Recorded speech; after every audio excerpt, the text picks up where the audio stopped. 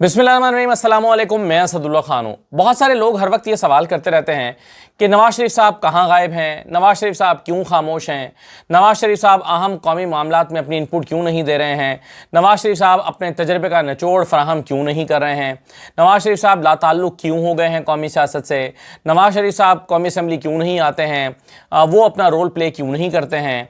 जब उनसे मरी में होने वाली जहाज़गाह में अहम मुलाकातें होती हैं उनकी फ़ैमिली की, इसमें मरीम नवाज़ और शहबाज शरीफ शामिल होते हैं, तो ये मुलाकातें किस मौजू पर होती हैं।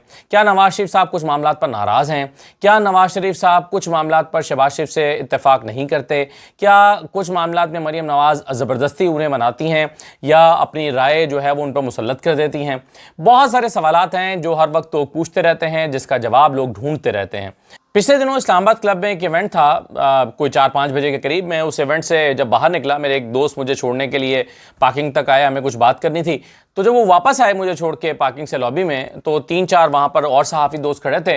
तो इन सब लोगों को, जो मेरे करीबी दोस्त हैं सहाफ़ी दोस्त, इन सब लोगों को नून लीग के एक बहुत सीनियर रहनुमा मिल गए। वो बहुत सीनियर रहनुमा जो हैं वो नवाज शरीफ कैंप के आदमी समझे जाते हैं, समझे क्या जाते हैं बल्कि हैं, और शहबाज शरीफ कैंप से काफ़ी खिंचाव महसूस करते हैं या उनसे काफ़ी मुख्तलिफ नज़रिया रखते हैं और ऐसी बातों का टेलीविज़न पर खुलकर इजहार भी करते रहते हैं। तो नून लीग के वो सीनियर दोस्त जो हैं, वो सीनियर रहनुमा, वो हमारे सहाफ़ी दोस्तों को वहाँ मिल गए।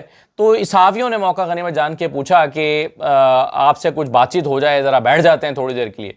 वो भी ऐसा लगता है कि उनके पास वक्त था और उन्होंने कहा कि आइए बैठ जाते हैं। तो वहीं पर वो रेस्टोरेंट में इस्लामाबाद क्लब के अंदर ही एक जगह पर हमारे 4-5 दोस्त सहाफ़ी और वो सीनियर रहनुमा नून लीग के वो बैठ गए। जब ये लोग बैठे तो गुफ्तो शुनीद शुरू हो गई। तो मैं आपके साथ वो चीज़ें शेयर करता हूँ जो अब वो नून लीगी सीनियर नवाज शरीफ के करीबी साथी सीनियर रहनुमा ने बताई हैं, वो मैं आपके साथ शेयर कर देता हूँ। जिनमें से एक बात तो ये है, और इनमें से 3-4 बातें बहुत हैरान कुन थीं और मेरे लिए, और वो सारे दोस्त जो मुझे आके फिर रात को बता रहे थे, बड़ा उन्होंने हैरानी का इजहार करते हुए मुझे बताया कि ये साहब ने ये बातें की हैं। एक बात तो उन्होंने ये की कि नवाज शरीफ की जितनी भी मुलाकातें होती हैं वो इजाज़त के बगैर नहीं होती। यानी नवाज शरीफ अपनी मर्जी से अपने भाई शहबाज शरीफ से भी मुलाकात नहीं कर सकते। नवाज शरीफ को मुलाकात की यानी उनकी अप्रूवल होती है, फिर पता चलता है कि कौन नवाज शरीफ से मिलेगा और कौन नहीं मिलेगा। ये उनका दावा है, ये नून लीग के सीनियर 3 रहनुमा का दावा है। वो कहते हैं कि नवाज शरीफ तो अपनी मर्जी से अपने भाई से नहीं मिल सकते, यानी भाई को इजाज़त होगी कि वो जाके नवाज शरीफ से मिले तो मुलाकात होगी। मरीम नवाज साहबा को इजाज़त होगी कि वो जाके नवाज शरीफ साहब से मिले तो ये मुलाकात होगी। बग़ैर मर्जी के ख़ानदान के लोग भी आपस में मुलाकात नहीं कर पाते। ये इस वक्त नवाज शरीफ की सूरत हाल हो गई है। उन्होंने कहा कि नवाज शरीफ तो भाई इतने लाचार हैं। ये इसी सवाल का जवाब दे रहे थे जब उनसे पूछा गया कि नवाज शरीफ साहब कौमी मामलात में अपना रोल प्ले क्यों नहीं कर रहे। तो उन्होंने कहा कि भाई नवाज शरीफ तो इतना मजबूर है कि वो अपने भाई से और अपनी बेटी से मुलाकात अपनी मर्जी से नहीं कर सकता, और उनको भी इजाज़त नहीं मिलती जब तक कि मंशा ना हो तो मुलाकात नहीं हो पाती। ये बात उन्होंने बताई, और इससे अंदाज़ा होता है कि नवाज शरीफ साहब जो हैं उनको, यानी वो तो जो नाराज़ होते हैं या दिल में जो लिए बैठे हैं वो तो लिए बैठे हैं, और इसके बावजूद अगर ये निज़ाम वो चलने दे रहे हैं तो सोचें कि वो कितने मजबूर हैं। अदरवाइज़ वो तो वज़ीर आज़म बनने के लिए आए थे। वज़ीर आज़म बनना तो दूर की बात, वज़ीर आज़म बनना तो छोड़िए, उनकी हालत ये हो गई है कि वो अपनी मर्ज़ी से अपनी फैमिली से नहीं मिल सकते। वो एक मुहावरतन कहा जाता है ना कि या मजाक उड़ाने के लिए कहा जाता है कि ये बंदा तो अपनी मर्जी से वॉशरूम नहीं जा सकता। तो वो हालत लिटरली अब नवाज शरीफ साहब की हो गई है। ये उन साहब ने, नून लीग के साहब ने बताया।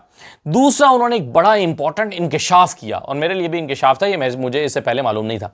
आपको याद होगा कि नवाज शरीफ साहब पाकिस्तान आने से पहले, जब उन्होंने पाकिस्तान आना था वापस लंदन से अपनी तवील जिलावतनी ख़त्म करके, और यहाँ पर उनका फिर मीनार पाकिस्तान पर इस्तकबाल हुआ वगैरह वगैरह, और इस्लामाबाद हाई कोर्ट से उनको अदालत में पेश हुए बगैर राहदारी ज़मानत मिल गई, इजाज़त मिल गई। और नवाज शरीफ साहब जो हैं उससे पहले उन्होंने स्टेटमेंट्स दी थी 1-2 कि भाई मुझे क्यों निकाला था और ये, और वो नाराज़गी का इजहार कर रहे थे। तो यहाँ से भागे भागे शहबाज शरीफ साहब गए थे उन्हें मनाने के लिए, और शहबाज शरीफ साहब जो हैं वो वहाँ गए, और उन्हें जाहिर है उस वक्त ये खबरें आई थी कि भाई उन्होंने समझाने के लिए गए हैं कि मियाँ साहब आप ऐसी बातें ना करें।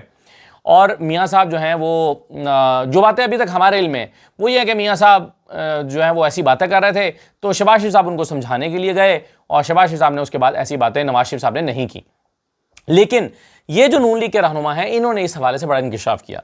उन्होंने कहा कि जो बड़े मियाँ साहब छोटे मियाँ साहब भागे भागे गए थे बड़े मियाँ साहब के पास, उसकी वजह यह थी कि नवाज शरीफ ने एक प्रेस कॉन्फ्रेंस करने का फैसला कर लिया था और लंदन में सहाफ़ियों को बुलाकर वो एक प्रेस कॉन्फ्रेंस करने वाले थे और वो ऐलान करने वाले थे कि भाई मैं पाकिस्तान वापस नहीं जा रहा और उसकी ये वजूहात हैं।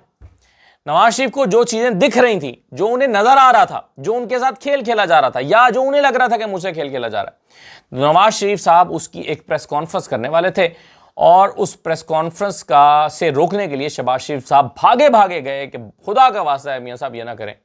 फिर उन्होंने शहबाज शरीफ साहब ने एक मंजरकशी की होगी कि देखें अगर आप ये प्रेस कॉन्फ्रेंस करेंगे मेरी वजारत उज़्मा भी ख़त्म हो जाएगी, हमारा मुस्तकबिल भी तारीख हो जाएगा, फिर इमरान खान दोबारा आ जाएगा, हमारा हमेशा के लिए सियासत हमारी ख़त्म हो जाएगी और हमें तो छोड़िए हमारे बच्चों की भी ख़त्म हो जाएगी, ना मरीम नवाज़ की सियासत रहेगी ना हमजा की सियासत रहेगी। तो शहबाज शरीफ साहब ने उन्हें समझाया होगा कि अपने लिए ना सही अपने बच्चों के लिए खुदा का खौफ करें, मियाँ साहब कुछ मेहरबानी करें, अपने बच्चों के मुस्तकबिल की खातिर सही, अपने बेटी के सियासी मुस्तकबिल की खातिर ही सही खामोशी इख्तियार करें और जो है वो ये प्रेस कॉन्फ्रेंस ना करें। तो इन साहब ने इंकशाफ किया कि मियाँ साहब एक प्रेस कॉन्फ्रेंस करने वाले थे, धमाकेदार प्रेस कॉन्फ्रेंस, जिसमें उन्होंने ऐलान करना था कि मैं वापस पाकिस्तान नहीं जा रहा और मेरे साथ ये जो है ना वो कुछ हुआ है और मैं पाकिस्तान जाऊंगा तो मुझे अभी भी उम्मीद नहीं है कि मेरे साथ ठीक होगा। उनके खदशात बाद में दुरुस्त साबित हुए और उन्हें वज़ीर आज़म नहीं बनाया गया और जिस तरह से किया गया और जो उनका हाल था वो अपना भी उनका सियासी हाल बहुत पतला था, शायद उनको ये भी नज़र आ गया और इस वजह से भी ना आना चाहता हूँ। असल बात ये भी हो सकता है कि नवाज शरीफ को ये पता चल गया हो कि भाई मैं जो है वो इलेक्शन तो जीत नहीं सकता और बहुत बुरा हारूंगा, मेरी पार्टी बहुत बुरी हारेगी, तो बेहतर है कि इलेक्शन के लिए ना जाओ। और उन्हें अंदाज़ा हो गया था। वो तो बात की बात है ना कि उनके दोनों एक सीट से वो हारे, दूसरी सीट से भी वो हार गए, दूसरी सीट से उनको ज़बरदस्ती फॉर्म 47 पे उनको ज़ाती सीट पे भी फॉर्म 47 पे जिताया गया। उसके बाद उनकी पार्टी भी इलेक्शन हार गई और फॉर्म 47 पे उनकी पार्टी को ज़बरदस्ती पंजाब में और मरकज़ में हुकूमत दी गई। जीते हुओं को हरवा दिया गया, हारे हुओं को सुबह जितवा दिया गया। जो हार गए थे वो बेचारे रात को गम मनाते हुए सोए और सुबह उठे तो पता चला उन्हें कहा गया ओ भाई तैयारी करो, पढ़ो, क्या हो गया है, वापस ढोल वालों को बुलाओ, ढोल ढमक्के करो, तुम जीत गए हो। इस तरह से हुकूमत बनाई गई। तो नवाज शरीफ साहब को ये भी तो नज़र आ गया था ना कि भाई अगर मैं पाकिस्तान चला भी जाऊंगा तो मेरा सियासी मुस्तकबिल फ़िलहाल तो है नहीं, उससे बेहतर है कि यहाँ लंदन में रहो और वही मौक़िफ़ अपनाए रहो जो कि हमेशा से उन्होंने अपनाया हुआ है, एंटी इस्टेब्लिशमेंट नैरेटिव लेकर चलते रहो और वक्त आने का इंतज़ार करो, क्योंकि उन्हें अंदाज़ा हो गया था कि उनकी हालत बहुत पतली है और वो जीतने वाले नहीं हैं। उसके बाद फिर इमरान खान से बल्ला छीना गया, फिर उनकी होप जगाई गई, फिर उनको लगा कि मैं वज़ीर आज़म बन जाऊंगा, फिर उन्होंने जो है वो अखबारात में इश्तहार छपवाए कि मुल्क को नवाज दो, वज़ीर आज़म नवाज शरीफ, यानी एक दिन पहले इश्तहार छपवा दिए। तो ये उसका पस मंज़र है जो कि इन साहब ने बयान किया है, नून लीग के बहुत अहम सियासी रहनुमा और नवाज शरीफ के कैंप के आदमी ने बताया है कि भाई ये होने लगा था जिस वजह से नवाज शरीफ साहब जो हैं वो उनको फिर रोका गया और उन्हें समझाया गया और उनको हालात से समझौता करने पर मजबूर किया गया। एक बात उन्होंने ये भी कही कि शुक्र है कि इस वक्त जो कुछ हो रहा है हमारी पार्टी के साथ वो किसी अहम ओहदे पर बैठे हुए नहीं हैं या वो किसी काबीना का हिस्सा नहीं है, उन्हें मुआवने ख़ुसूसी नहीं बनाया गया। उन्होंने इस पर शुक्र अदा किया कि शुक्र है भाई कि इस वक्त जो हालत हुई है इसमें मियाँ साहब भी इसका हिस्सा नहीं है, बड़े मियाँ साहब भी, और वो भी हिस्सा नहीं है। तो इस वक्त उनका लगता है कि उनकी पार्टी बिल्कुल सत्यानाश हो गया उनकी पार्टी का और उनकी पार्टी इस वक्त बड़ी शदीद खसारे में जा रही है और उन्हें लगता है कि सियासत जो है वो उनकी पार्टी पे ख़त्म हो गई है, यानी उनकी पार्टी के लिए अब सियासी दरवाजे एक तरह से फ़िलहाल बंद हैं। वो अगर किसी इलेक्शन में उतरते हैं तो वो उनके लिए एक सीट भी निकालना आसान नहीं है। उन्होंने इस बात का भी बरमला इजहार किया कि इमरान खान जेल में बैठ के दिन ब दिन मकबूल होता जा रहा है और अगर इमरान खान बाहर आ गया तो हमारी हालत बहुत पतली है। इस बात का उन्होंने सहाफ़ियों के साथ बरमला इजहार किया और इसके अलावा उन्होंने एक बात और कही। उन्होंने कहा कि इस वक्त जो नून लीग के फ़ैसले हैं वो छोटे मियाँ साहब भी नहीं कर रहे, यानी शहबाज शरीफ साहब भी नहीं कर रहे। इस वक्त पार्टी के फ़ैसले जो हैं वो मरीम नवाज़ कर रही हैं और मरीम नवाज़ अपने फ़ैसले अपने वालिद पर थोप रही हैं। उन्होंने थोपने का लफ्ज़ इस्तेमाल नहीं किया, लेकिन उन्होंने जो लफ्ज़ इस्तेमाल किया वो मैं बता देता हूँ। उन्होंने कहा कि मरीम नवाज़ इस वक्त जो फ़ैसले कर रही हैं मियाँ साहब मजबूर हैं कि उन बातों को माने, कई बातों पे वो इख्तलाफ भी करते हैं, तो मरीम नवाज़ इसरार करके उन फैसलों को मनवा लेती हैं और नवाज शरीफ साहब को अपनी मर्ज़ी नहीं करने देती। ये मुझे अंदाज़ा एक वक्त आता है कि आपके बूढ़े वालिदैन एक ऐसे मकाम पर पहुँच जाते हैं कि जहाँ पर वो अपने औलाद के हाथों मजबूर हो जाते हैं और उन्हें अपने औलाद की बात चाहते या ना चाहते हुए माननी ही पड़ती है। मुझे मेरे वालिद साहब की ज़िंदगी कोविड में उनका इंतकाल हुआ था, उससे पहले 4-5 साल पहले उन्होंने फ़ैसलों का इख्तियार वैसे तो ज़्यादातर अपने बच्चों को दे दिया था, हमें ही दे दिया था, लेकिन इसके बावजूद अगर उनकी राय उनकी हमारी राय से कहीं इख्तिलाफ होता भी था तो भी वो कहते थे कि अच्छा चलो देख लो, अब तुम कह रहे हो तो देख लो, वरना मेरा तो ये मानना है या मुझे तो यूँ लगता है। हम कहते थे नहीं नहीं नहीं, अब हमारे ज़हन में भी होता था कि नहीं यार, वाले साहब जो हैं वो अब हमारी बात मान जाएंगे, और वाले साहब मान जाते थे। इसी तरह से वालदा हैं तो उनके आगे भी हम कई चीज़ें रख के और अब उनको मनवा लेते हैं। हम कहते हैं कि जी ये यूँ करना, और वो रेजिस्ट नहीं करती। एक वक्त आता है कि वालिदैन जो है वो अपने मामलात बच्चों पे डाल देते हैं, छोड़ देते हैं और कहते हैं कि ठीक है यार, अब क्या करें। अगर वो अग्री ना भी कर रहे हों तो वो समझते हैं कि उनका पूरा आगे मुस्तकबिल पड़ा है, उन्होंने फ़ैसले करने हैं, उनके लिए बेहतर है जो करना है, वो अपनी इनिंग्स खेल रहे हैं, उनको खेलने दिया जाए। तो शायद ये नुक्ता नज़र नवाज शरीफ साहब का होगा। शायद दिल के किसी गोशे कोने में उन्होंने ये सोच लिया है कि मेरा सियासी मुस्तकबिल तो अब ख़त्म हो रहा है या ख़त्म हो गया है, आगे मेरे बच्चों का है, बस ठीक है जो ये करते हैं इनको करने दिया जाए।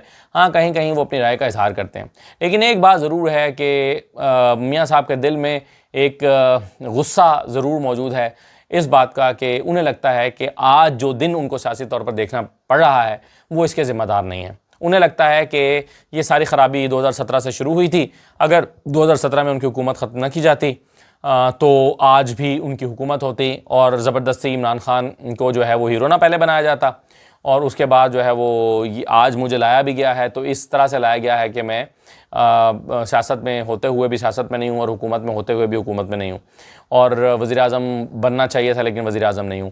तो नवाज़ शरीफ साहब जो हैं वो इन सारी चीज़ों को देखते हुए गुस्से में तो बहरहाल हैं, अपसेट तो बहरहाल वो हैं, लेकिन मुझे लगता है कि हालात से उन्होंने समझौता कर लिया है और चीज़ें उन्होंने अपनी साहबजादी पे छोड़ दी हैं। तो ये कुछ चीज़ों का इंकशाफ उन्होंने किया जो मैंने आपके सामने रखी हैं नून लीग के सीनियर तरीन रहनुमा ने। अब इसमें कितनी बातें दुरुस्त हैं, कितनी गलत हैं, ये दरोग बर गर्दन रावी है, यानी रावी ने जिस तरह से रिवायत की है, मैंने उन साहब की तरफ से आपके सामने वो चीज़ें रख ली हैं। लेकिन मुझे ये करीने कयास भी लगता है, मुझे जब मैं अपनी मालूमात और अपने माहौल का और सियासी हालात का जायज़ा लेते हुए इन चीज़ों को रिलेट करके देखता हूँ तो मुझे लगता है कि ये बातें दुरुस्त कह रहे हैं वो। इजाज़त दीजिए, अल्लाह हाफ़िज़।